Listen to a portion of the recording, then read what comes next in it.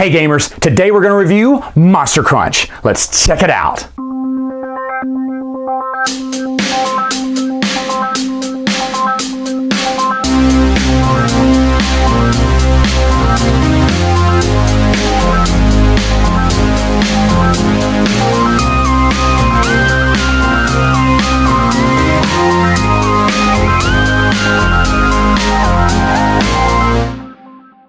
Setup for the game is very simple.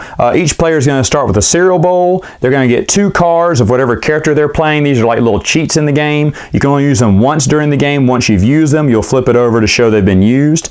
Each player is going to start with a milk token. They're going to start with a deck of cards. They'll divide in 3 different stacks of 12 each. And then how the game begins, each player picks up their first stack of 12 cards. And even though the rulebook doesn't say this, you want to put them in numerical order, like from descending or ascending order, whichever one you wish. It just makes it easier to play the game. Now, even though I don't have a number for each, a card for each number here, the cards go from 1 to 12, which I don't have an 11 or a 12 in this deck here. But anyway, how it starts is that each player, starting with whoever ate the bowl of cereal, the most recent, will start off and they can play anything in their bowl. And so let's say I played a 1. And then it goes over to the person playing the Yummy Mummy. And he can either play a 1 or a higher card. You can always match that card or play something higher. So Yummy Mummy says, I'm playing a 1, 2. Well, now it goes to Fruit Brute. Let's say Fruit Brute doesn't have a 1, 2, or 3. So he decides to play a 4. Okay, so now it's my turn, and I can either play a 4 or higher. Well, I have a lot of higher cards, but I'm going to match him as a 4. And you're going to keep going around like that until you cannot play any higher cards. But there is a way, even if someone got 12. Let's say that it came around to Fruit Brute's turn. He said, I'm at 10. And let's say I didn't have this 10 anymore. Okay, well, am I out? No, because here's what you can use your milk tokens for. If you were to cash in your milk token, you just throw the milk token in there with a stack in the middle of the board. Then there's 2 things you can do. You can combine 2 cards. And the rules for that are either both cards must be the same in value. So if I put this 5 and 5 there, that would equal a 10. And I could do that. Or I could cash in that milk token and play cards in numeric order. So for instance, I could play a 5 and a 6 together, which would make 11, which would beat that card, and it would keep me in the game. Now, one thing you cannot do when combining cards, you can't combine cards like I couldn't combine a 5 and a 7. Because that's not in ascending order, that's not in numeric order, the 6 would have to be there. I could combine a 6 and a 7, but not a 5 and a 7. If you wanted to combine multiple cards, you could. Let's say I had 2 milk tokens. I could cash both of those in and play, if I had 3 5s, I could play 3 5s or play a 5, 6, and a 7. You just put another milk carton, just an additional milk carton token for every additional card you want to play. But you could do that as well.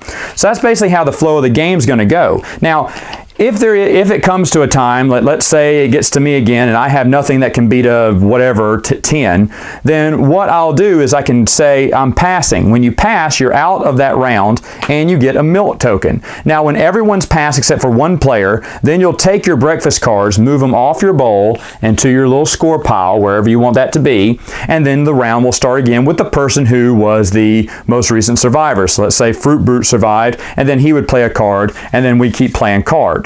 Now, the round ends when someone completely runs out of cards. When they play all the cards in their hand, then the round ends. Of course, everyone takes whatever cards they have in their bowl. They move them over to the score. Any cards that they still have in their hand get discarded. They get placed back in the box. And then you'd go to the next round where you would take your next set of cards and basically do the same thing. Now, after 3 rounds, once someone has finished emptying out their last hand, then you add up all the cards. The values don't matter. You just add up the number of cards. Whoever has the most cards wins. And if there is a tie, whoever has the most milk cartons wins. And that's the game. Final thoughts, what do I think about the game? Well, you know what? I love the Monster cereals. In fact, every year around this time, I always get a box of Count Chocula, Frankenberry, and Boo Berry. Because as a kid, I've always loved the cereals. And now that they're seasonal, it just makes it more fun. So when I heard about this game that looks like a cereal box and plays with my favorite characters, by the way, Fruit Brute was a cereal that came out in the 70s. Yummy Mummy, I'm very familiar with because this came out in the 80s and early 90s. It was still around. So some of you may remember Yummy Mummy. Older players remember Fruit Brute, but that's where they get the other two characters.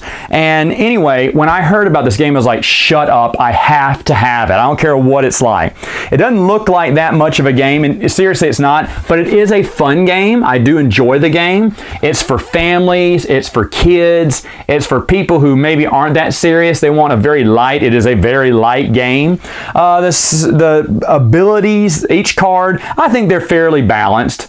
Sometimes you could screw the other players by forcing them to play certain cards or eliminating certain rules temporarily from the game for one round, or to help benefit you going forward in the game by helping you do various rule cheats, but nothing too powerful. So far in my games I've played, we play with just about everyone. It doesn't look like anyone's superpower is bigger than the others because they're not really that big to begin with. Some of them are very situational too. But anyway, Monster Crunch. This is a Target exclusive. It is extremely hard to find, at least for me around here in the South. I went to a ton of Targets before finally just ordering it online. In my own store, I could pick it up the same day, even though I went there 2 hours earlier and they looked everywhere and they said, we don't have it. So then it said, well, order online and you can pick it up in the store today. So I said, okay, fine. So I ordered it, and 2 hours later, they had it. Why couldn't they find it when they were looking in the back? I don't understand. So it may be something that they'll only bring out for you if you order online and go to pick out in the store. Now, that could be different from your Targets, but a lot of the Targets in the South, I couldn't find this game on the shelf. But like I said, when I ordered online, two hours, even though I had an employee looking for me for almost an hour in the back, could not find it. But when I ordered online, voila, there it was, an hour and a half later. So I don't know what the deal is with that, but it is a fun game, not a big serious game, very light game. I love the monster cereals. This is staying in my collection. I just love it. It's so much fun. Simple game, but fun. All right, gamers. After reviewing this, I think I'm going to go eat some monster cereal. So you go ahead and game on as I get my munch on. See you later.